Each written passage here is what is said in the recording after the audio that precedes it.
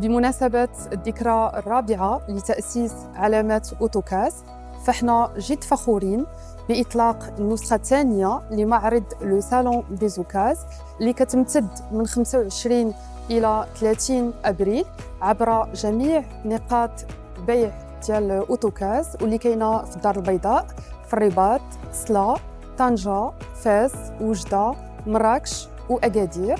والهدف ديالنا من خلال هذا المعرض هو أننا نوصلوا الرسالة ديال أوتوكاز واللي كتهدف إلى هيكلة قطاع السيارات المستعملة بالمغرب. كنرحبوا بالزبناء ديالنا، نقول لهم اجيو عيشوا معنا التجربه ديال شراء السياره المستعمله من عند أوتوكاز.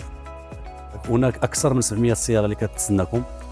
عندنا السيارات الكهربائية، سيارات إبريد، سيارات عندنا إيسونس وعندنا ديزل، عندنا السيارات المستعملة اللي كتكون سيرتيفي من طرف أوتوكاز واللي كنقوموا بالمراقبة والفحص الشامل ديالها لأكثر من 120 نقطة ديال المراقبة.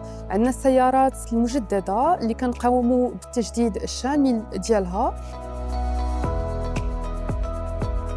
بمناسبه هذا المعرض جميع السيارات ديالنا في هذا الاطار هذا فيهم مده ضمان ديال سنه وسنه ديال لونتروتيان.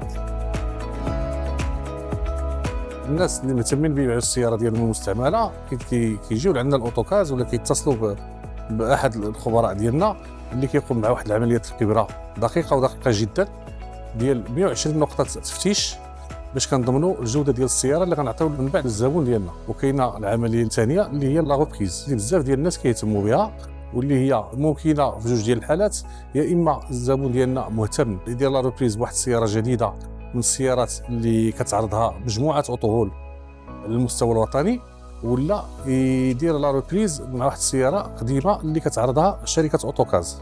في هذه الحاله هذه كيتصل بالخبراء ديالنا، كيجيب السياره ديالو اللي كنديروا له واحد الكبره وكنعطيوه في خلال ساعات القيمه ديالها والعرض اللي ممكن يستافد منه.